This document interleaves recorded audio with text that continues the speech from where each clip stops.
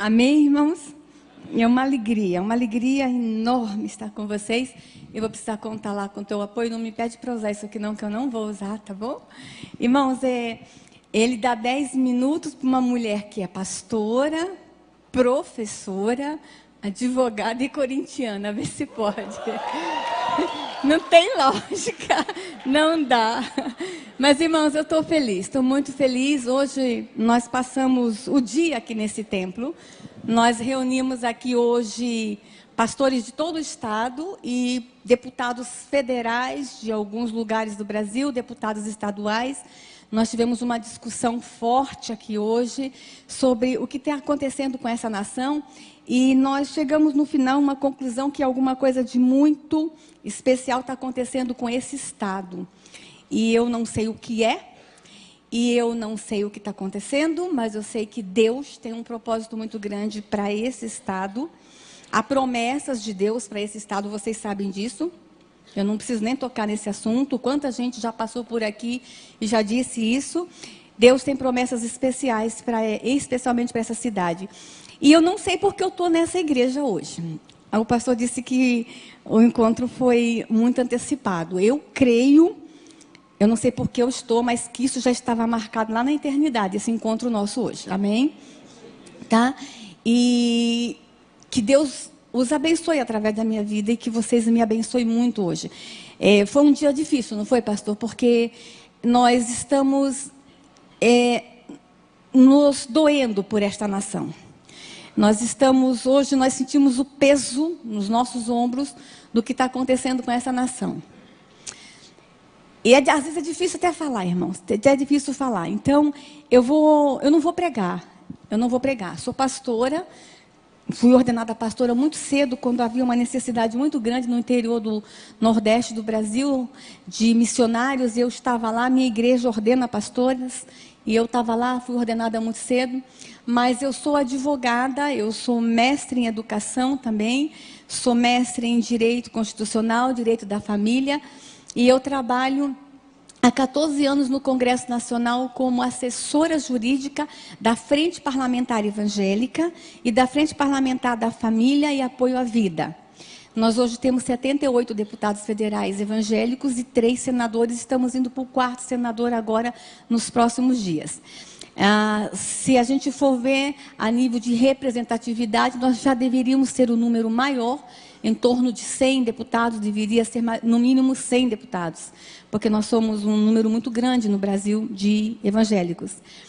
Mas esses parlamentares estão ali fazendo a diferença, e estão fazendo um trabalho grande, e eu tenho que testificar isso e tenho que falar sobre isso.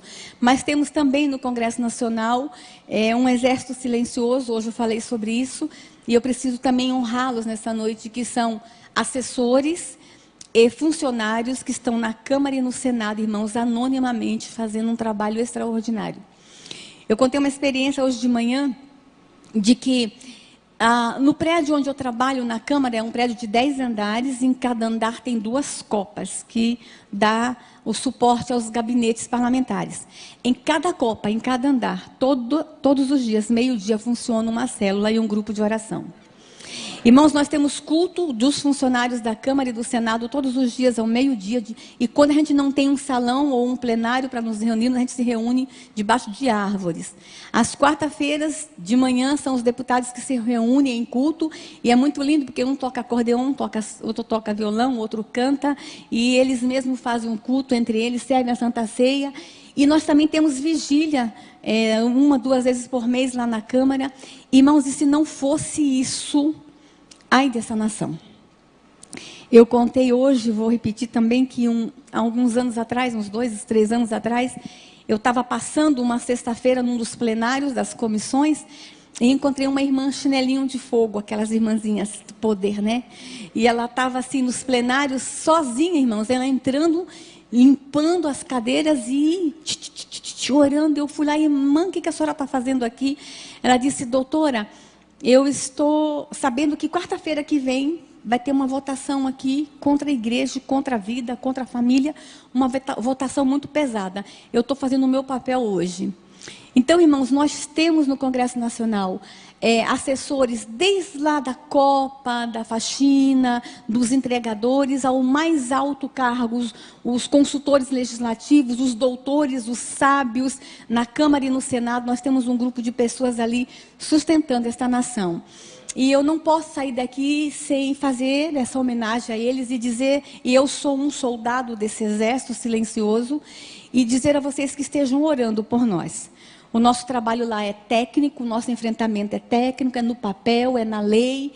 Então estejam nos ajudando, nos sustentando em oração. E que Deus nos abençoe. Eu queria que vocês lessem comigo Provérbios 31, versículo 8.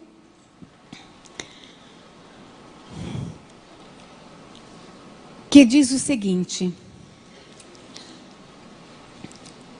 abre a tua boca.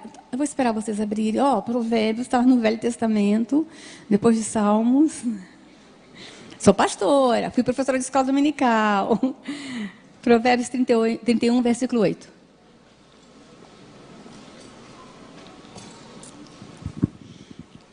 Abre a tua boca a favor do mudo, pelo direito de todos os que se acham em desolação. Algumas outras versões que dizem, abre a tua boca em favor do necessitado. Abre a tua boca em favor dos que necessitam, dos que precisam. Amém?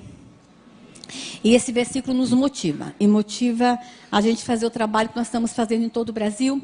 E eu queria falar, irmãos, que nós estamos vivendo um momento diferente na igreja evangélica brasileira. Deus está chamando a igreja evangélica brasileira para um novo momento, para um novo instante. E grandes desafios nos esperam. E talvez eu vou estar falando hoje para alguém que talvez está aqui já há alguns anos na igreja e fala assim, ai Deus, eu queria alguma coisa diferente, eu estou cansada de estar sentado às vezes demais no banco, e eu queria um desafio, e eu vim aqui falar para você que realmente a igreja evangélica brasileira passa por grandes desafios. Irmãos, e os desafios é de restaurar esta nação, é de salvar esta nação do que está acontecendo. Mas a senhora está exagerando, pastora? Não estou exagerando, não. Pode passar o próximo slide. A igreja evangélica brasileira, por muito tempo, ela ficou dentro do seu ambiente, no conforto de nossas igrejas, e igrejas lindas como essa, estou encantada com este templo. E nós não ficamos antenados ao que está acontecendo na sociedade, ao que está acontecendo em volta. E aí eu tenho encontrado, eu estou falando num culto que tem muitos jovens aqui hoje, eu tenho encontrado uma turma e uma galera dizendo o seguinte, pastora, eu vou na igreja, eu recebo tanta unção no domingo, eu caio de unção e na segunda-feira eu chego na escola, no trabalho, não sei o que fazer com tanta unção. Tem sido assim. Nossa igreja está crescendo demais, nós estamos crescendo, amém, nós somos um povo que cresce todo dia, amém, mas o que nós estamos de fato influenciando em mudanças na sociedade? O que de fato a igreja evangélica brasileira tem feito para que a sociedade mude de verdade?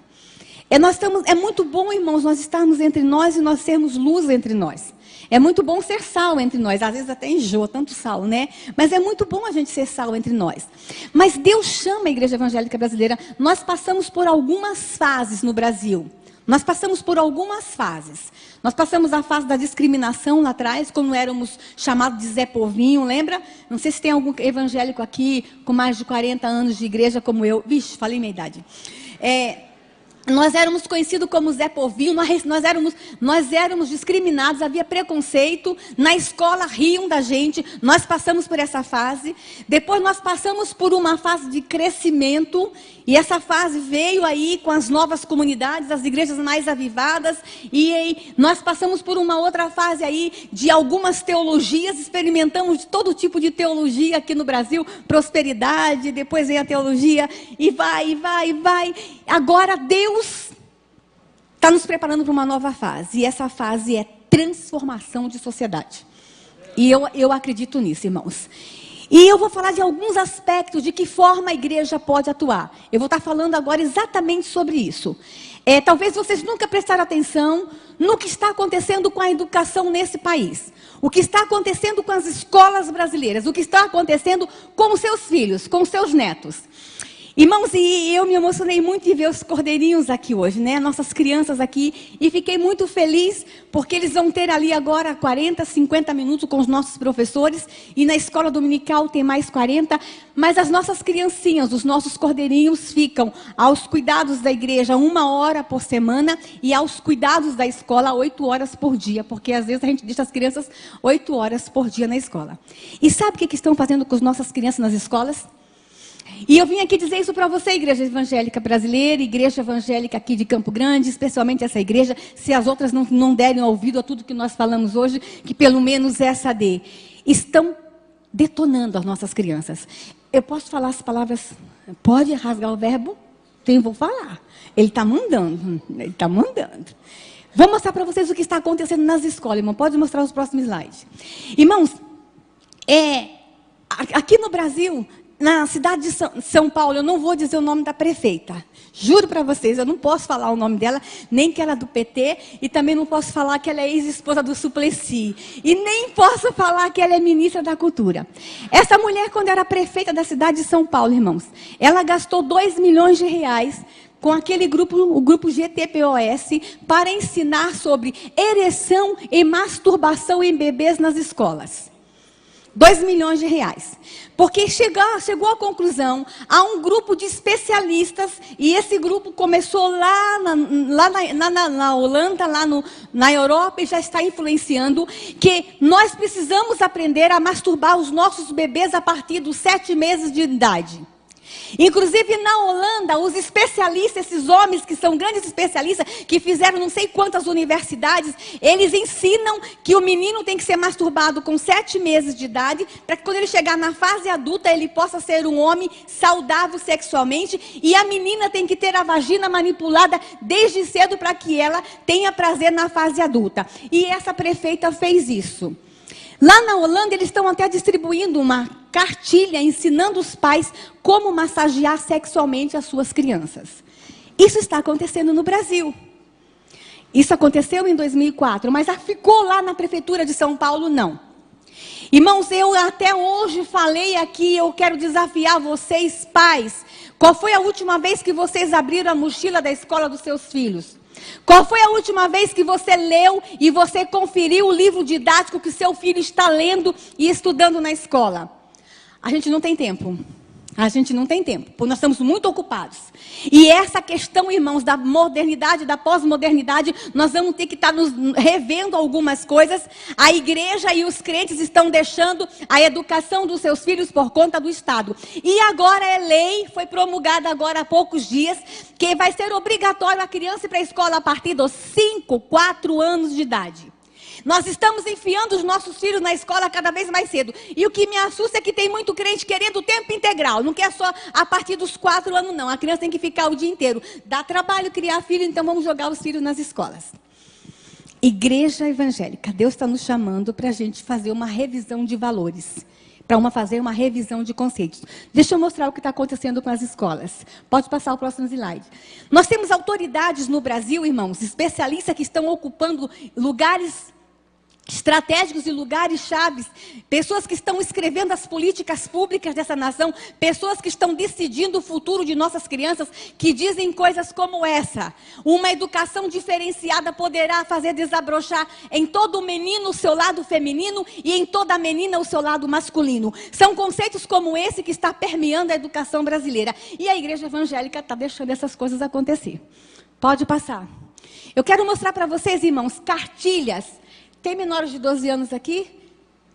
Eu quero mostrar para vocês, irmãos, cartilhas que foram entregues em escolas públicas no Brasil para crianças a partir de 10 anos, porque quinta série, a idade são 10 anos. Essa cartilha, inclusive assinada por um grande cartunista, o Miguel Paiva, a cartilha se chama De Homem para Homem. Deixa eu falar para vocês para quem foi feita essa cartilha. Essa cartilha foi feita pelo Ministério da Saúde. Eu não vou dizer quanto eles gastaram para vocês não ficarem com raiva. Foi feita um número muito grande de cartilha para entregar para homens impotentes no Brasil. Aí eles saíram, o Ministério da Saúde saiu atrás dos homens impotentes, não achou, graças a Deus, não tem tanto assim. E aí, eu não sei se eles acreditavam, pastor, que eles iam na marcha Marcha do Orgulho do Homem Impotente para distribuir cartilha. Eles iam no Dia Nacional do Homem Impotente para distribuir. Não sei. São especialistas que não têm nem bom senso. Gastaram milhões nessa cartilha para ensinar o homem como ter prazer. Para ensinar o homem como ter uma relação sexual. Aí eles não acharam os homens impotentes e mandaram para as escolas públicas brasileiras. A palavra mais light que tem nessa cartilha é gozar e tesão. Imagine. E crianças de 10 anos no Brasil tiveram acesso a essa cartilha. Pode passar. Olha os desenhos. Especialmente essa cartilha que eu escaneei, porque depois nós tomamos uma iniciativa. A diretora da escola disse que os meninos pegavam essa cartilha e iam para o banheiro se masturbar usando essa cartilha. Então você, pai, proíbe seu filho ver livro pornográfico. A gente orienta como igreja que não se pode ter acesso à pornografia. Aí vem o governo brasileiro com verba pública do seu bolso e faz um material desse e distribui em escolas públicas brasileiras. E o que a gente faz? Nada. Sabe por quê? Nós estamos ocupados. A igreja está muito ocupada. Nós estamos ocupados em ganhar dinheiro. Nós estamos ocupados com as nossas profissões. E não estamos antenados com o que está acontecendo. Mas Deus está dizendo para a igreja evangélica brasileira, abre o olho. Vocês já foram treinados. Vocês já receberam unção demais. Vocês já passaram por tudo. Já aprenderam todo tipo de teologia. Agora é hora de vocês agir. E é hora da gente se levantar como igreja. Deixa eu mostrar a próxima gravura para vocês. Pode passar, olha lá quem fez essa cartilha, Ministério da Saúde, está nas escolas. Deixa eu mostrar a próxima para vocês. O SUS. Sabe aquele SUS, irmãos, que não tem dinheiro para fazer cirurgia de catarata no Brasil? Sabe aquele SUS que não tem vaga nos hospitais para os velhinhos? Eu vou mostrar o quanto que eles gastaram para fazer essa cartilha. Foi essa que eu tirei a gravura mais forte. Nessa cartilha, o SUS fez para usar impostos de saúde em escolas. O SUS fez para ensinar sobre drogas e doença sexualmente transmissível. E essa, irmãos, era uma cartilha grande que a professora colocava em cima da mesa. Não sei se tem algum professor que teve acesso a ela. Era em forma de espiral. E a metodologia, porque esse material vem com metodologia, era: senta as crianças no chão, a partir de 10 anos, mostre a gravura e leia o que está atrás. E a tia ia mostrando. Na hora de falar sobre drogas, mostra a gravura. Mostra sobre direitos, pode passar a próxima gravura. Na hora de falar sobre droga, a tia dizia o seguinte: ao usar o crack, passe protetor labial nos seus lábios, para os seus lábios não ressecar. Então, está achando que é pouco? A tia dizia o seguinte, porque o ministro da Saúde mandava falar e o ministro da Educação mandava falar: se você usar cocaína, não use canudo de papel, porque tem muita bactéria, use canudo de plástico. Na hora do êxtase, a parte do êxtase, estava escrito o seguinte na cartilha: ao comprar êxtase, cuidado com o fornecedor para você não comprar gato por lebre por gato. Olha o absurdo. Inclusive mandando a criança conhecer o traficante.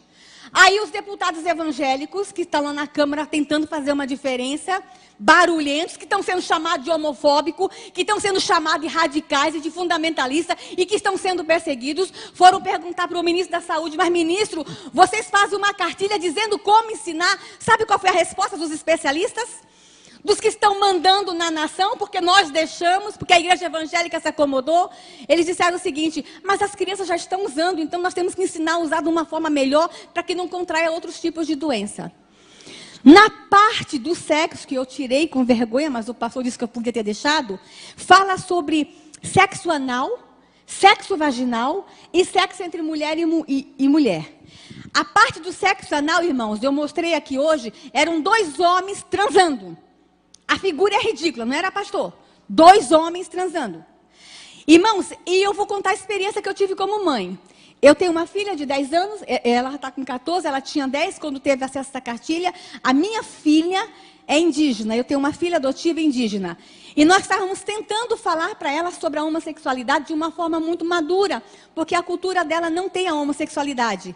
Então a gente estava assim tentando falar que homem ama homem, mulher ama mulher. Aí a tia vai lá e mostra a gravura de 2 homens transando com esse dinheiro, com cartilha pública, com dinheiro público.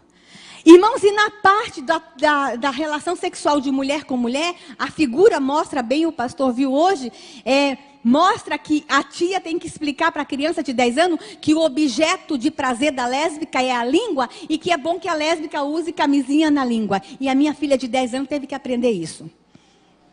Pode passar? Quem fez essa cartilha? Aí, irmãos, a próxima cartilha. Essa daqui foi distribuída na prefeitura de Porto Velho, aqui em Rondônia. Nós fomos lá também para tentar retirar essa cartilha de circulação, e nós tentamos. Todas essas que eu estou mostrando, irmãos, os radicais, fundamentalistas, homofóbicos, deputados, foram para cima e estão entrando com processo, inclusive aquela de drogas e de sexo. Nós estamos pedindo que os funcionários do Ministério da Saúde que fizeram sejam processados por associação ao crime organizado, porque droga é crime. E nós estamos pedindo, inclusive, que eles devolvam para os cofres públicos o dinheiro que foi gasto com aquela cartilha, com aquela porcaria. Mostra a próxima. Essa daqui foi distribuída em Rondônia. Mostra a gravura, a primeira página. E olha o nome da cartilha. Menina esperta vive melhor. Olha a cara da menina esperta. Nós estamos ensinando na igreja, irmão, que nossas meninas são princesas. Mas a escola está dizendo que esse aqui é o ideal de ser menina. Isso aqui é o ideal para ser uma menina no Brasil. Com dinheiro público.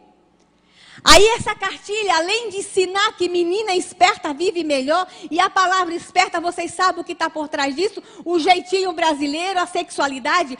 A criança recebia a cartilha e junto com a cartilha, pode passar, ela ganhava um espelhinho para poder olhar a vagina e aprender a se masturbar.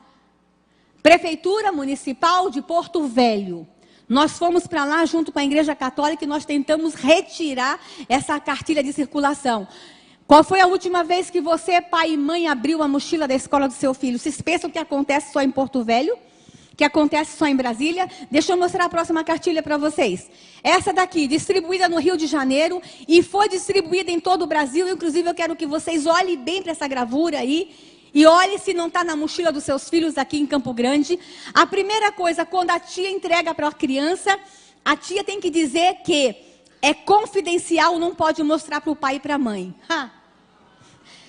Para crianças de quinta série. Vocês acham que tem que ter segredo entre eu e uma filha de 10 anos?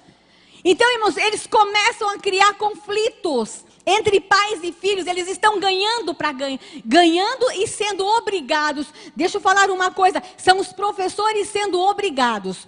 Talvez eu esteja falando para professores aqui que recebem esse material e não sabem o que fazer porque vem de uma forma impositiva do MEC. Deixa eu falar uma coisa, isso não é impositivo, isso é apenas sugestivo. O professor tem autonomia em sala de aula. Se eu estou falando com o professor cristão aqui, deixa eu dizer uma coisa, na tua sala de aula quem manda é você. Você não é obrigado a usar esse material. Você pode ser criativo e falar dessas coisas sem usar esse material ridículo que o MEC está mandando. Deixa eu falar nessa cartilha, irmãos. Pode mostrar. Vira. Nessa cartilha ensina sobre masturbação feminina e inclusive como a menina usar o dedinho para não machucar a vagina. 10 anos de idade. Nessa cartilha fala sobre ficada. E aí, além de incentivar a ficada, a tia pede para o menino e a menina relatar as suas 8 mais espetaculares ficadas. E tem que dizer, olha lá, como foi, com quem foi, onde foi, quando foi e se gostou. Agora imagina, a Igreja Batista de Campo Grande está dizendo para os meninos que ficar não é legal. A escola dominical está ensinando que não pode ficar. Aí os meninos da Igreja Batista de Campo Grande recebem essa cartilha e não está preenchendo, porque ele não está ficando. As meninas não estão ficando. Aí eles estão sendo discriminados na escola porque eles são frouxos, não estão ficando.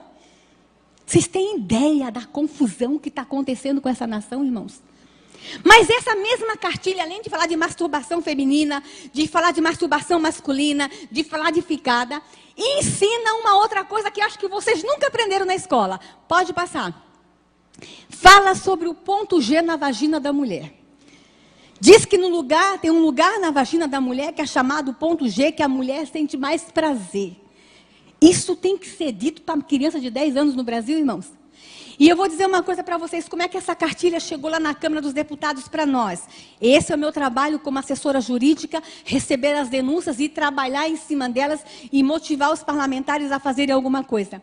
Um grupo de ginecologistas do Rio de Janeiro nos procurou na Câmara dos Deputados porque havia um número muito grande de meninas numa determinada região, lá do Rio de Janeiro, virgem entre 10 e 12 anos, com inflamação na vagina e no colo do útero.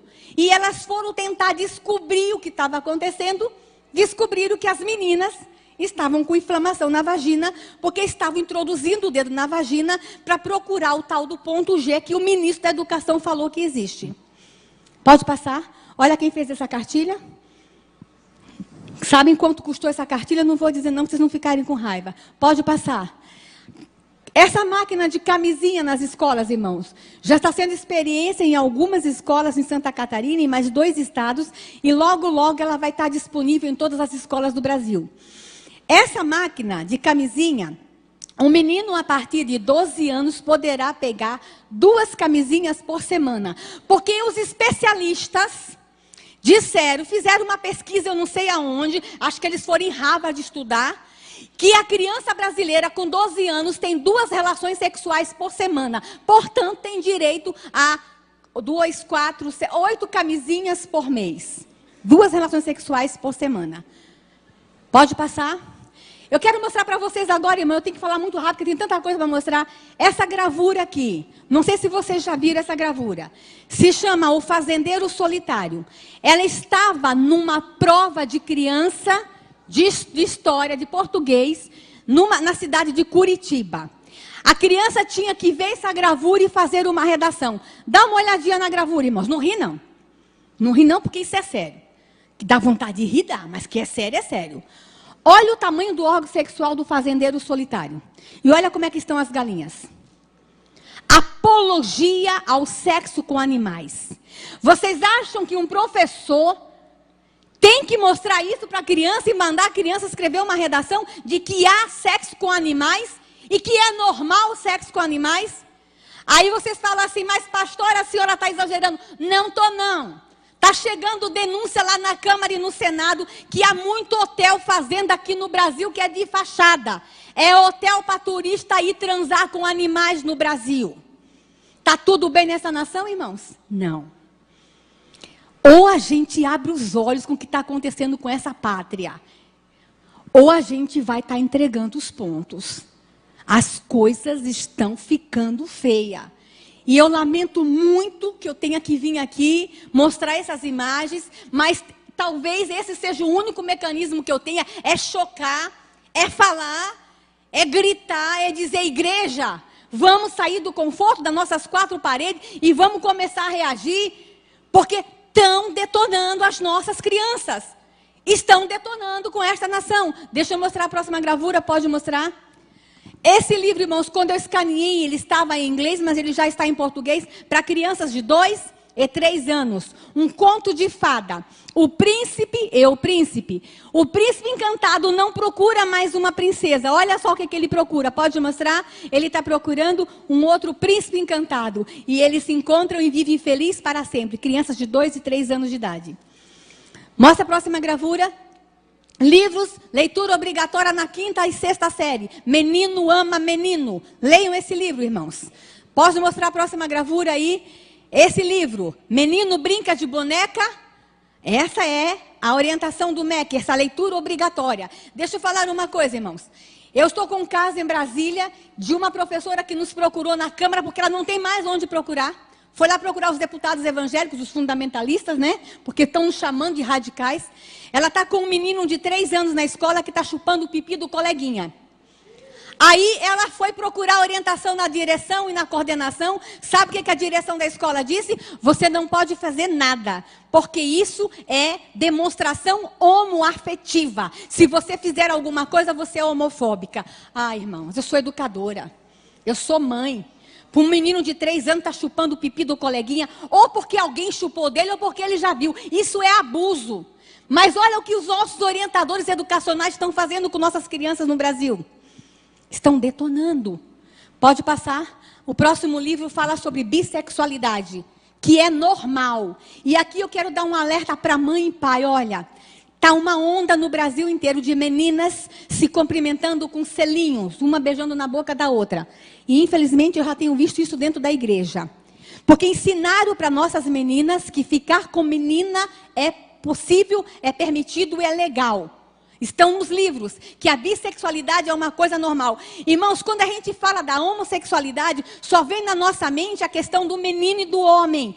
Mas quem está sendo mais alcançado com essas políticas públicas que estão nas nossas escolas são as meninas. E aqui eu vou dar um alerta para você, mãe. Olha, mãe, sabe essa coisa de você deixar sua filhinha dormir na casa da coleguinha? Para você ficar um pouquinho livre de vez em quando? Abre o olho, mãe, as meninas estão se tocando. E isso é muito sério, porque isso é abuso. E vocês não têm ideia do mal que isso faz lá na frente, depois. Pode passar. Esse livro, irmão, esse livro é terrível. Para crianças de 2 e 3 anos. A mãe compra o livro, tem um bonequinho, que é um menino, e a bonequinha, que é a menina, pode passar. E tem um buraquinho, a mãe coloca o dedo no bonequinho e fecha o livro para o dedo dela entrar no buraquinho da bonequinha. Para ensinar para a criança de 2 anos como é que é uma relação sexual. Pode passar. Olha lá. Olha os livros, irmãos, com desenhos infantil, como transar. A matéria é como transar. E olha a linguagem, irmãos. Vocês devem estar chateados porque eu estou usando uma linguagem muito, muito porca aqui em cima. Mas é a linguagem do livro, olha lá, como transar. É a linguagem dos educadores do Brasil, como transar. Pode passar. Irmãos, deixa eu só mostrar uma coisa para vocês. Eles estão falando para as crianças em nossa escola que existe o Kama Sutra. Já ouviram falar do Kama Sutra, né? Aquele livro milenar que ensina poses de relação sexual. Eles estão falando do Kama Sutra. Mas se eu quiser falar desse livro milenar nas escolas, eu não posso, sabe por quê? Porque o Estado é laico, né, pastor? Não posso falar de Bíblia, porque escola não é lugar de religião, mas na escola é lugar de falar de Kama Sutra. O que estão fazendo com nossas crianças? Pode passar. Olha lá. Secretaria Nacional de Direitos Humanos. Se você tiver dúvida, procure a Secretaria Nacional de Direitos Humanos. Vocês agora entenderam o que está acontecendo com o pastor Marcos Feliciano? Vocês estão entendendo porque que não querem um pastor na Comissão de Direitos Humanos? Porque nós somos contra isso e nós somos contra mesmo. E deixa eu falar uma coisa, irmão, não é só a igreja evangélica que é contra, não. Na hora que eu dou essa palestra para pais católicos, eles ficam também revoltados como vocês estão agora. Porque esses valores não são valores só da igreja evangélica, não. É valor de família. É valor de todos nós, é patrimônio de família. E aí, eles não querem que nós ocupemos os lugares certos na hora certa, porque eles estão detonando com nossas crianças. Pode passar? Deixa eu mostrar uma coisa para vocês, irmãos. A coisa no Brasil, eu trouxe uma gravura aqui, a coisa no Brasil, ela está tão solta, e é tão normal, e é tão natural erotizar nossas crianças no Brasil, que eu vou mostrar para vocês a capa de um disco. Pode passar. Essa aqui foi a capa do disco que a Xuxa fez. Olha esse desenho, irmãos. Vocês acham que a Xuxa precisava desse desenho para vender CD? Isso para mim é erotização e apologia à pedofilia. O que está acontecendo com essa nação, irmãos? Vocês pensam que está tudo bem com esta nação? Pode passar a próxima slide. Esse comercial, irmãos, passou na Europa e está chegando no Brasil. É um bebezinho no berçário. E na hora que o bebezinho nasce, quando recebe a pulseirinha, ao invés de receber a pulseirinha com o nome, já recebe o símbolo de homossexual, porque eles querem dizer que as crianças já nascem homossexual. E aqui vou dizer uma coisa para vocês, igreja, ó, não há uma prova científica que existe o gene gay. Não há uma prova científica que o gay nasça gay. Se tivesse, eles já tinham jogar isso na nossa cara. Não existe. A homossexualidade, ela é aprendida a partir do nascimento. Lá na infância, lá no berço. Tá? A forma como se lida com a criança. Mas ninguém nasce gay. Pode passar, deixa eu mostrar para vocês. Irmãos, com relação ao aborto. Eu falei sobre a erotização de criança. Mas o que está acontecendo nessa nação com relação ao aborto? Pode passar o próximo slide rapidinho. Deixa eu mostrar para vocês. Todos vocês sabem que os números, 50 milhões de crianças no mundo são abortados. Fala que no Brasil, 1 milhão de crianças são abortadas por ano no Brasil. E aí eles querem aprovar o aborto no Brasil. E sabe por que os ministros da saúde, dos 3 últimos, disseram que querem aprovar o aborto no Brasil? Porque eles dizem, irmãos, que no Brasil milhões de mulheres morrem por causa do aborto. Cadê os milhões de túmulos? Quantas mulheres vocês enterraram porque morreram por causa do aborto? Quantas mulheres os pastores aqui já enterraram, fizeram o culto fúnebre, ou foram lá dar uma bênção porque morreu por causa do aborto? Mentira! Não existe milhões de mulheres morrendo por causa do aborto no Brasil. Eles manipulam dados, eles manipulam estatística, eles manipulam informações para impor na sociedade brasileira uma cultura de morte. E a gente tem que começar a ficar atento, irmãos. As feministas começaram a dizer aí que nós temos que aprovar o aborto porque é uma questão de saúde pública. É mentira. Não existe tanta morte de mulher no Brasil por causa do aborto, não. Eles estão manipulando informações porque eles querem aprovar o aborto no Brasil. Pode passar. O ministro José Temporão, em 2008, quando ele assumiu o ministério, um médico sanitarista, quando esse homem assumiu o ministério, irmãos, eu fiquei feliz porque ele disse, opa, agora vem um sanitarista que entende de saúde pública, ele vai acabar com a malária e a febre amarela, vai resolver o problema da dengue no Brasil. Ele chamou a imprensa. A primeira entrevista que ele deu para a imprensa, que na gestão dele como ministro, ele iria aprovar o aborto, porque aborto é caso de saúde pública. Irmãos, ele confundiu feto com mosquito. Saúde pública é malária, saúde pública é dengue, saúde pública é febre amarela, mas ele disse que não, que a prioridade na gestão dele era o aborto, a aprovação do aborto. E deixa eu dizer uma coisa, irmãos, naquele ano, nós tivemos o maior número de ocorrência de dengue no Rio de Janeiro, maior número de malária na Amazônia, e a febre amarela que estava erradicada no Centro-Oeste voltou. Deixa eu dizer uma coisa, irmãos, é um sinal do céu. Não afronte o poderoso. Eu quero falar como pastor agora.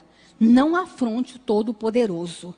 Matar bebês no ventre da mãe, matar bebês em plena fase de desenvolvimento, é covardia, é assassinato, além de ser pecado. Pode passar?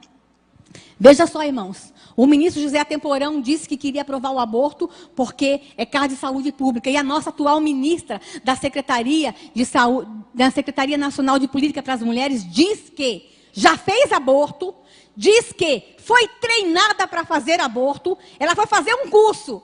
A nossa ministra foi fazer um curso de como fazer aborto. E diz ainda que quer aprovar o aborto no Brasil. É isso que está rolando na política brasileira. É isso que está rolando no governo brasileiro. Pode passar. Irmãos, e hoje, o que está acontecendo hoje? Está acontecendo que nós temos uma reforma do Código Penal que está lá dizendo que quer a aprovação do aborto urgente.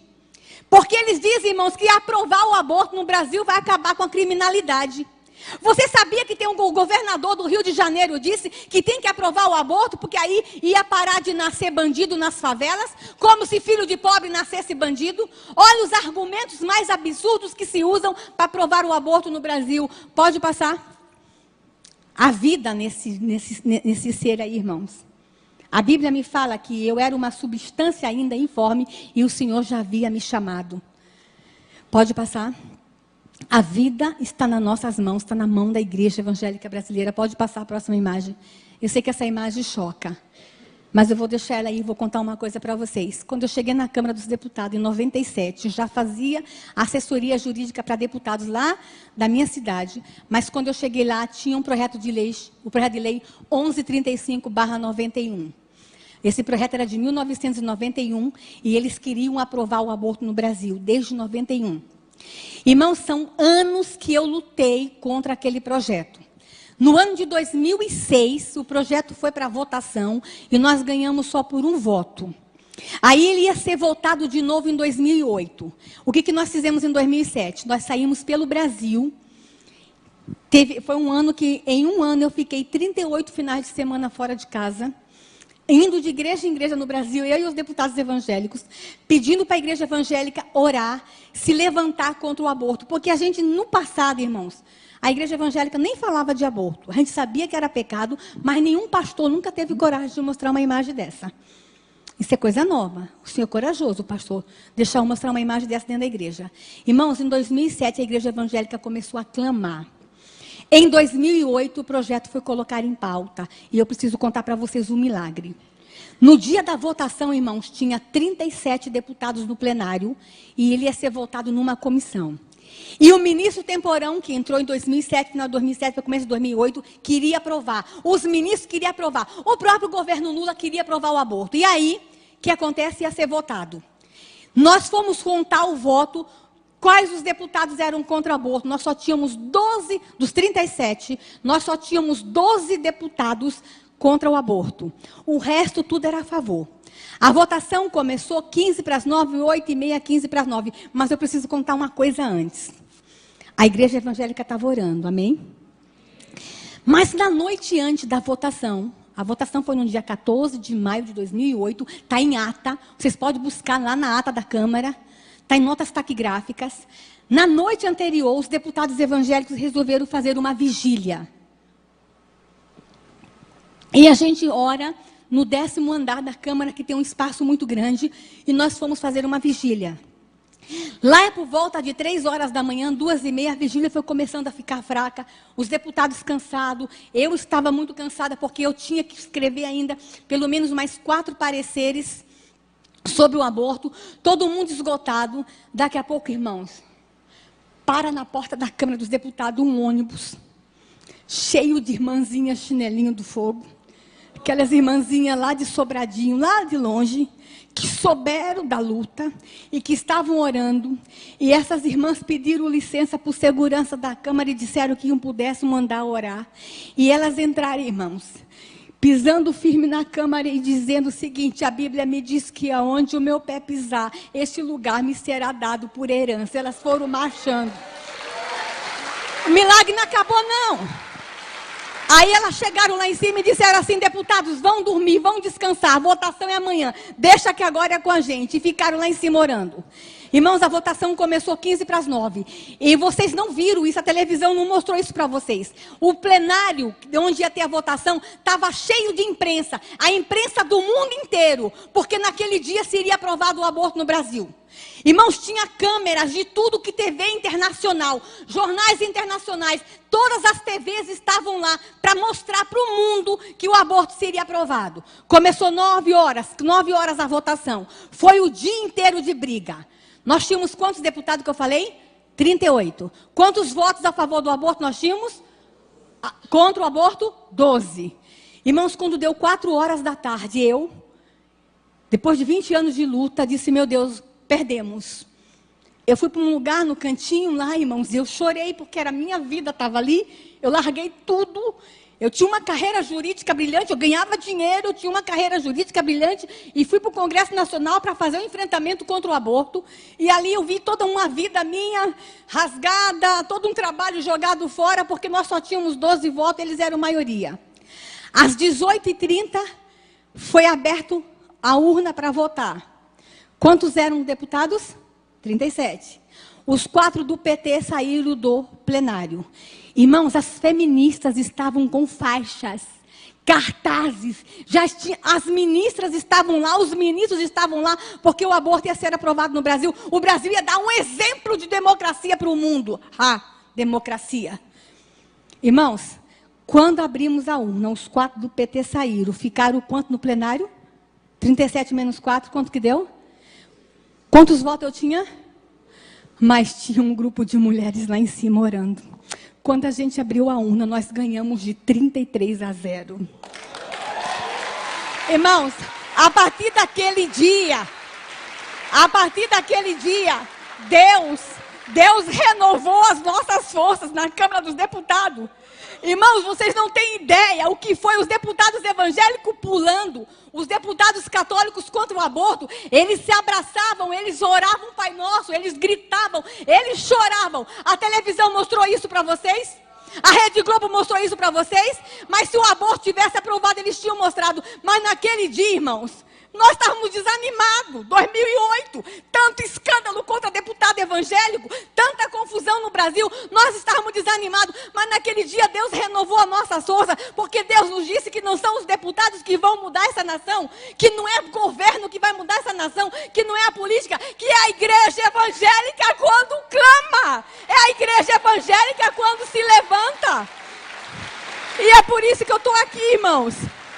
Porque esses especialistas em educação podem querer se levantar contra nossas crianças, mas nós vamos nos levantar e vamos dizer: nas nossas crianças vocês não tocam. Pode passar. A Igreja em Defesa da Família pode passar. Irmãos, nós estamos ter cuidado com o que estão fazendo com a igreja. Eu falei das crianças, falei do aborto, agora eu quero falar o que estão fazendo com a nossa fé. E que talvez vocês não estejam nem percebendo o que estão fazendo com a nossa fé. Estão zombando dos cristãos no Brasil. Pode passar. Em Natal, irmãos, um rapaz, um artista plástico, ele ganhou dinheiro público para fazer uma obra de arte. E a obra de arte dele foi fazer uma caixa de vidro. Ele ficou dentro da caixa de vidro, gastou muito dinheiro público com isso. Tirou a roupa, ficou pelado na frente do público, ficou de costa, ficou de quatro e tirou de dentro do ânus um terço da Igreja Católica. Aí você fala assim, o que eu tenho a ver com isso, o terço da Igreja Católica? Quem foi católico aqui sabe que no final de todo o terço tem uma cruz. Ele tirou de dentro do ânus, foi a cruz. Irmãos, quando eu soube disso, eu fiquei tão revoltada. É como se aquele artista plástico com dinheiro público dissesse, olha o que eu faço com o símbolo da tua fé. Olha o que eu faço com o símbolo da tua redenção. Olha o que eu faço com o teu Jesus. Olha onde eu enfio a tua cruz. Não, irmãos. Será que ele faria isso lá num país muçulmano com o Alcorão? Não faria.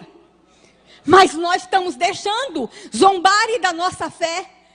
Irmãos, não com a minha cruz, não com o meu Jesus, não zombem deste povo, não zombem da nossa fé. E a igreja evangélica vai ter que dizer isso, nos respeite. Nós não somos um Zé Povinho, nós não somos um povo qualquer, nós somos uma geração eleita, nós somos o povo de Deus. É isso que nós temos que fazer. Pode passar. Artistas da Rede Globo fizeram uma peça, irmãos. Essa peça, um vestido de padre e outro de seminarista. O cara que estava vestido de padre lia Cantares de Salomão. E o que estava vestido de seminarista em público se masturbava enquanto ele lia a palavra de Deus. Não com a minha Bíblia. Não zombem, não blasfemem, não escarneiem a minha Bíblia. Pode passar. A pornografia, pode passar. Irmãos, nós descobrimos que querem aprovar a legalização do aborto no Brasil. Desculpa, a legalização da prostituição no Brasil. Ainda não é profissão, mas eles querem que seja profissão. O deputado Jean William quer que seja profissão. Lá no Código Penal, no que está no Senado, querem que seja profissão. O Fernando Gabeira tentou. Aquele lá do Meu Paz e Amor, sabe? Tentou, mas não conseguiu em 2013. Agora voltaram com essa história. Mas no Brasil não é profissão, mas é ocupação. Aí nós fomos para o site do Ministério do Trabalho, irmãos. Olha o que a gente encontrou lá, pode passar. Com dinheiro público. Eles colocaram no site do Ministério do Trabalho que no Brasil tem garotos e garotas de programa que são os profissionais de sexo. Só que eles usaram a seguinte linguagem. Garoto de programa, meretriz, messalina, michê, mulher da vida, puta, rapariga e quenga. Um site oficial. Um site do Ministério do Trabalho lê esse tipo de linguagem. Só que esse site não só falava que existia as putas e as quengas e as raparigas, mas ensinava também, pode me passar lá, as competências pessoais para ser uma prostituta. Se a menina quisesse aprender a ser prostituta, era só ir lá no site, porque a primeira coisa que ela tinha que aprender, ter capacidade gestual, capacidade de persuasão. Está aqui, ó, as competências para ser uma prostituta no Brasil. Mas esse site ensinava mais, pode passar. Ensinava como batalhar um programa. Olha o nome. Batalhar programa. Ensinava como que a prostituta tem que fazer para batalhar um programa. Dinheiro público. Site oficial. Está tudo bem com essa nação, irmãos? Não. Pode passar. A violência nas escolas é outra coisa que nos preocupa muito. Pode passar. Nós estamos muito preocupados com o que está acontecendo, irmãos, com a violência nas escolas. Aqui eu trago a foto de uma professora que foi barbaramente agredida por seus alunos. Aí eu pergunto assim, mas por que está acontecendo tanta violência nas escolas? Eles estão querendo o quê? Eles não querem que fale de Deus nas escolas. É para retirar a Bíblia das escolas. É para retirar os crucifixos dos lugares públicos. Eles estão querendo o quê? Eles estão expulsando o Deus da escola. Estão querendo que aconteça o quê nas escolas? Estão erotizando nossas crianças. Estão fazendo confusão com a cabeça de nossas crianças. O que vai virar? Violência. E com relação à erotização, irmãos, eu quero falar uma coisa para vocês. Lá no Código Penal, que está lá no Senado, que entrou em julho do ano passado, estão querendo mudar a idade da relação sexual da criança no Brasil. Eu não sei se vocês sabem, mas no Brasil é permitido o sexo só depois de 14 anos. Se alguém tiver sexo com uma criança com menos de 14 anos, mesmo que seja namorado, é crime. E é chamado de estupro de vulnerável. Isso é crime. Aí uns especialistas chegaram no Senado e disseram que tem que diminuir de 14 para 12 anos. Porque a menina brasileira quer sexo a partir dos 12 anos. Está escrito lá, diminuir para 12 anos. Só que eles querem legalizar a casa de prostituição. Então, se eles vão diminuir a idade de 14 para 12, e vão liberar que nas casas de prostituição tenham meninas e meninas com 12 anos fazendo sexo. E o que mais me deixa chateada é que estão querendo fazer isso antes da Copa e das Olimpíadas. Sabe por quê? Porque dá dinheiro. Sabe por quê? A prostituição infantil dá lucro. Sabe por quê? Estão querendo ganhar em cima do corpo de nossas crianças. E aqui eu quero dizer uma coisa para vocês, irmãos. Vocês sabem como é que eu cheguei em toda essa luta? Porque eu fiz da minha dor a minha luta. Eu sou sobrevivente da pedofilia. Eu sou vítima da pedofilia. Eu fui abusada, eu sou filha de pastor, eu sou neta de pastor, eu sou pastora. Eu fui abusada 2 vezes na infância, por 2 pastores diferentes. E a minha dor me levou a ter a minha luta. Eu fui fazer um trabalho de proteção às crianças. Só quem passou pelo calvário da pedofilia, como eu passei, é que sabe o que querem fazer com nossas crianças. Eu sei que eu estou falando nessa igreja para pessoas que foram abusadas e sabem o que eu senti, sabem o que eu vivi. Eu não sei se é melhor sobreviver à pedofilia ou morrer no ato. Eu não sei o que é melhor. Irmãos, o turismo sexual infantil no Brasil está crescendo tanto. E agora, com a aprovação dos parlamentares lá no Senado, eu vou contar uma coisa para vocês, irmãos. No Brasil, 1 em cada 3 meninas até os 18 anos é abusada sexualmente. E vou contar uma coisa para vocês. 1 em cada 4 meninas confessa. Mas eu tenho um outro número muito mais assustador. 1 em cada 100 meninos conta. Cada 100 meninos abusados, só 1 conta. Porque o menino tem vergonha de falar que foi abusado sexualmente. Porque ele tem medo de ser confundido como gay. No Brasil, algumas brincadeiras infantis que não são brincadeiras, são abusos sexuais. Brincadeira de menino com menino no banheiro, um ficar medindo o tamanho do pinto do outro. Isso não é brincadeira, esse é abuso. E os professores dizem que isso é normal. Não é normal, não é abuso. E eu vou dizer uma coisa para vocês, irmãos. Os pedófilos do mundo inteiro querem vir ficar com nossas crianças. Eu assessorei o senador Magno Malta na CPI da pedofilia. E nós descobrimos que se vende pacotes para que pedófilos do mundo inteiro venham transar com nossas crianças. Há agências especialistas lá fora para vender pacote sexual com criança brasileira, porque o sexo com criança brasileira é barato. Eu estava fazendo uma batida num posto policial recentemente, quando eu entrei, eu fazendo batida. Eu e um colega do Senado entramos num posto policial, uma menina de 8 anos chegou lá e falou para o meu colega: tio, quer que eu faça um boquete? R$1. R$1. Sexo oral, R$1. É esta nação que nós temos. E a igreja evangélica está confortavelmente sentada. Deixa eu falar uma coisa, irmãos. Esses pedófilos querem vir para o Brasil, sabe por quê?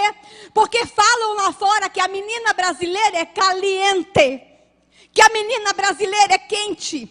Especialmente a menina do norte, ela tem o sexo na flor da pele. A menina brasileira é quentinha. O menino brasileiro é quentinho.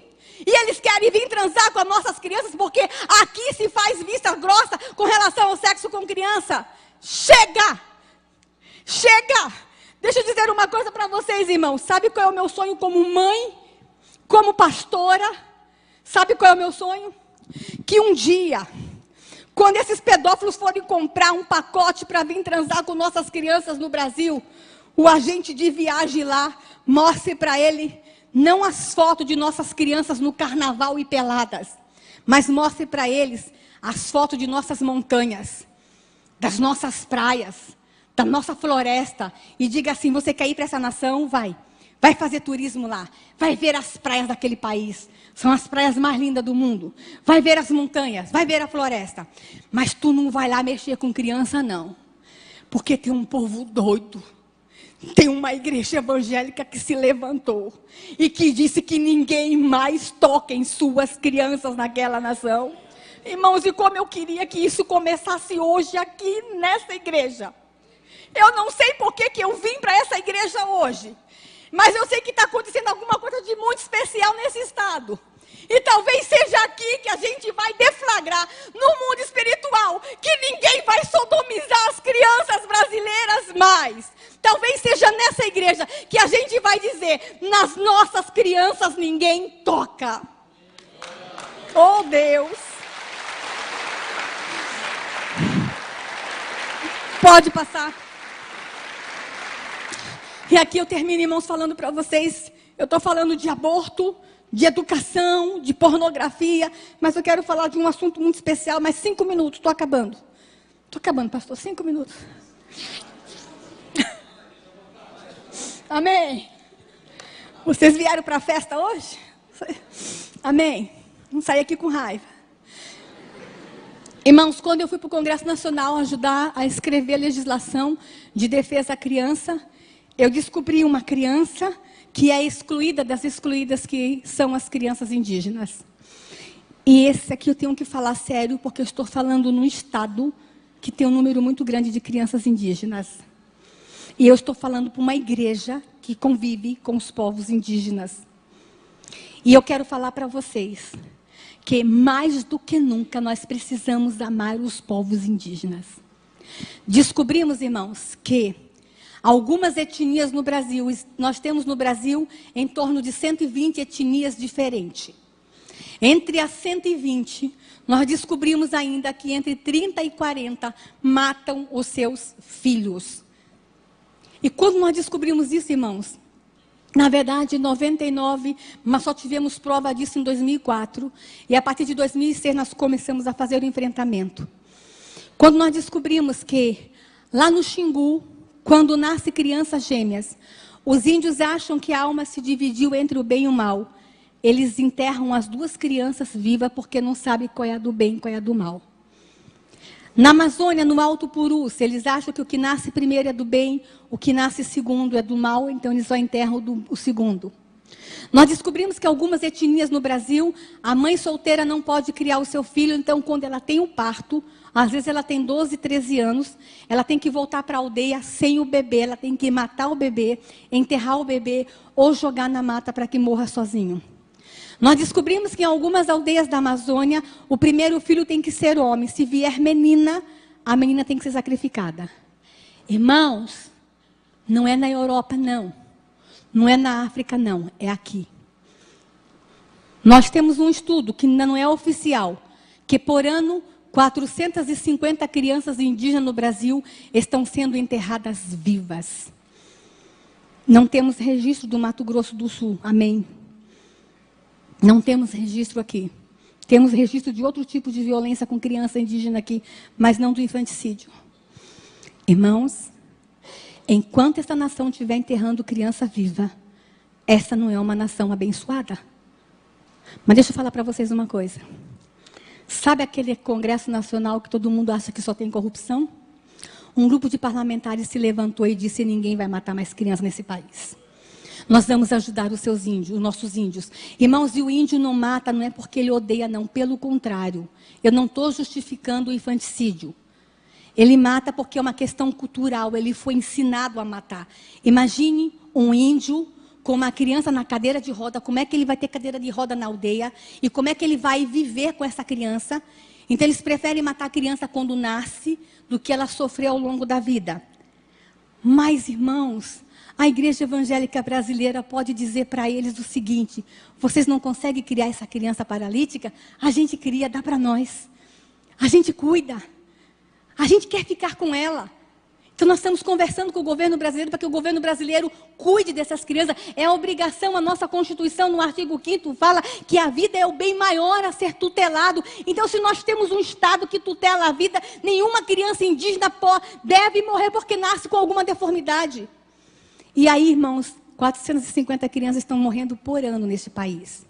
E sabe como é que elas morrem? Sufocadas com folhas, enterradas vivas e algumas jogadas na mata para morrer. Mas a maior tristeza que nós descobrimos nessa luta foi que tem pais que estão se suicidando para não matar os seus filhos. Eles não querem matar os seus filhos. A partir de 2007, alguns índios começaram a ir na Câmara dos Deputados e bater na porta. Que soube que os deputados evangélicos estavam querendo ajudar e as mães estão fugindo para Brasília para pedir socorro. Temos uma chácara hoje em Brasília com 37 crianças que nós salvamos. E eu quero terminar a minha palestra mostrando para vocês esse rostinho. Pode passar. Ali eu tenho a menina Tititu Suruahá. Essa menina seria morta porque ela nasceu com pseudo-hemafroditismo. Ela tinha um pequeno penizinho desse tamanho. A maldição dela, ela tinha que ser morta porque ela é amaldiçoada. A maldição dela era desse tamanho, irmãos. Conseguimos tirar a Tititu da aldeia, da etnia Suruahá. Fizemos uma cirurgia. E quando ela voltou para a aldeia, que o cacique abriu a fralda, que não viu que ela tinha maldição, ela foi aceita de volta. Só que nós perdemos Tititu há 3 anos atrás, porque a FUNAI esqueceu a FUNASA na época, esqueceu de mandar um remédio para ela que custava R$ 9,80. Mas eu trago essa imagem porque era uma das meninas mais lindas que eu conheci. Pode passar. Eu quero mostrar para vocês essa foto dessa menina Yanomami. Essa menina, ela foi estuprada 38 vezes. Ela era surda e não podia viver. E um missionário da Jocum adotou essa menina.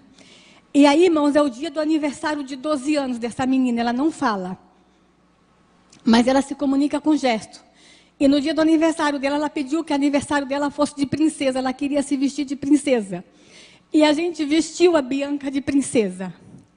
E eu guardo essa foto com muito carinho, irmãos, porque Bianca tem o direito de ser princesa, sim. Não é porque ela nasceu na mata, que tem uma cor da pele diferente, e porque ela é muda, que ela não vai ser princesa, ela vai ser princesa sim, porque a igreja evangélica vai garantir a ela o direito de ser princesa. Pode passar. Aqui eu tenho Harani Suruahá. Eu, quando dou palestra sobre infanticídio, eu falo sobre esse assunto no mundo todo, em universidades, mas essa foto eu não mostro, porque eu só mostro na igreja. Harani era filha de mãe solteira e a mãe tinha que matar ela. E a mãe dela jogou de trás de uma moita e voltou para a aldeia. E uma índia que já tinha ouvido falar do Evangelho Redentor do Senhor Jesus Cristo, soube que a criança estava jogada lá na mata, foi lá na base da Jocum avisar para os missionários da Jocum, pastor, do lugar da aldeia até a base da Jocum, a índia caminhou 20 horas, correndo. Irmãos, quando a gente ama, não tem nada que nos segure. Aí essa índia chegou na base da Jocum e disse, olha, lá na beira do rio tem uma menininha jogada. Aí os missionários, mas 20 horas, já está morta. Mas os missionários, impelidos pelo amor, caminharam correndo, fizeram 18 horas. Quando chegaram lá, 38 horas depois, Harani estava se mexendo. E o nome Harani quer dizer eu existo. E aí, irmãos, eu vou contar uma coisa que aconteceu que eu só conto para crente, porque vocês vão acreditar. A missionária Lucília, quando pegou Harani, os insetos já estavam comendo a orelha dela. Ela estava cheia de sangue. A missionária, eu queria muito que Harani viesse aqui. Pastor, traz Harani aqui na igreja. Quando a missionária Lucília pegou Harani, foi para o rio, deu banho, enrolou um pano. E a missionária Lucília começou a chorar e abraçou, colocou no colo. O último filho de Lucília tinha 5 para 6 anos. Na hora que Lucília colocou no colo, instantaneamente nasceu leite no peito de Lucília. E foi esse leite que salvou Harani. Irmãos, vocês vão dizer assim, talvez tenha alguns médicos aqui que vai dizer, mas isso é normal, pastora, isso é normal, mãe que adota, às vezes nasce leite no peito. Deixa eu falar aqui, a ciência pode até explicar que nasce leite no peito de mãe que adota, mas instantâneo, leite instantâneo, só quem faz é Jeová, aleluia. Harani está viva, pode passar. Amalé, só vou mostrar mais 2 fotos, Amalé é do Xingu, irmãos, ele tinha que ser morto porque é filho de mãe solteira. Irmãos, a mãe de Amalé tinha 16 anos quando teve ele, foi um parto difícil, ela perdeu muito sangue, e ela cortou o cordão umbilical dele com uma pedra, ele perdeu muito sangue também. Como ela estava muito fraca, ela fez uma cova rasa, a história dele está na revista Isto É. Aí ela jogou Amalé na terra e cobriu Amalé com terra, ele ficou sufocado, mas não morreu. mas ficou no túmulo. 2 horas depois, uma índia que já ouviu falar do Evangelho Redentor, esse Evangelho que salva, que cura, esse Evangelho que liberta, foi lá e pediu para o cacique para desenterrar a Malé. E o cacique permitiu. Ela foi no buraco, abriu o túmulo do Amalé e tirou a Malé do buraco. A Malé estava sangrando pela boca e pelo nariz, ele estava em processo de morte. Ele perdeu muito sangue. E a Malé está vivo, está com 8 anos, é o menino mais lindo do mundo. Mas ele é lindo. Eu queria tanto que vocês trouxessem a Malé aqui, mora com a gente lá em Brasília. E deixa eu falar uma coisa, e é corintiano, irmão, é corintiano. Deixa eu falar uma coisa para vocês. Vocês estão felizes porque lá em Jerusalém tem um túmulo vazio, amém? Lá em Jerusalém tem um túmulo vazio.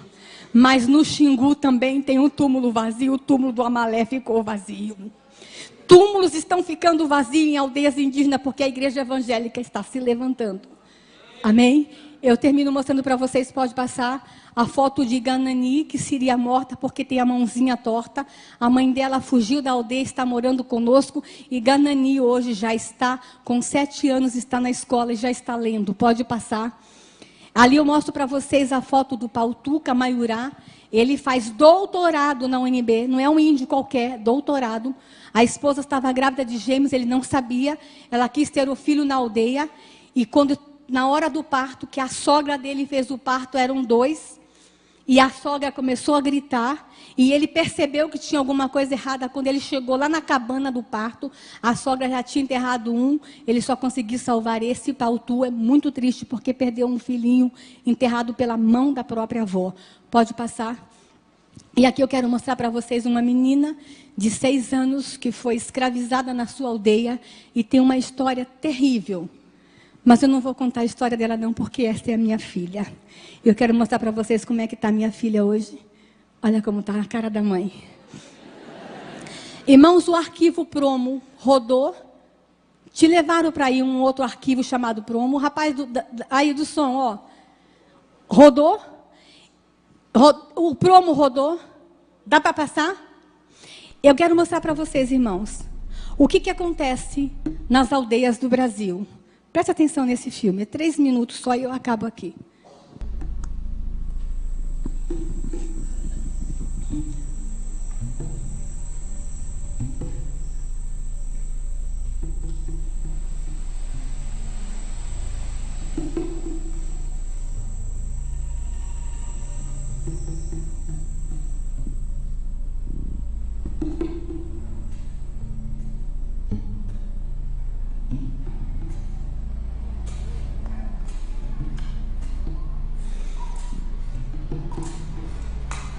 Duas crianças estavam condenadas à morte e o irmão mais velho teve que matar os 2 irmãos mais jovens.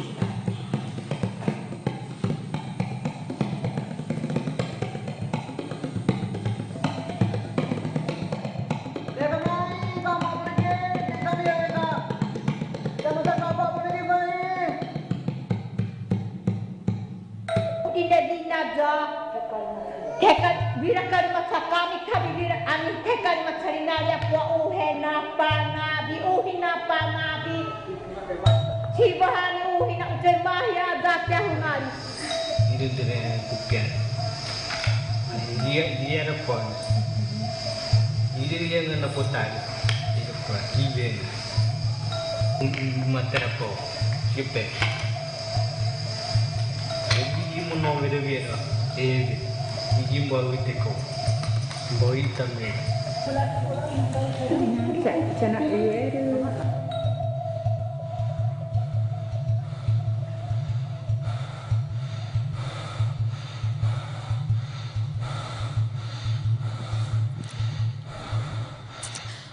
Hakani está viva, está com 16 anos, porque o irmãozinho dela tirou ela do túmulo, mas o outro irmão não sobreviveu. Essa história é uma encenação da vida de Hakani. Hakani mora hoje com os pais que são missionários. Muitos sobreviveram, mas outros não estão sobrevivendo. E a igreja evangélica precisa fazer alguma coisa.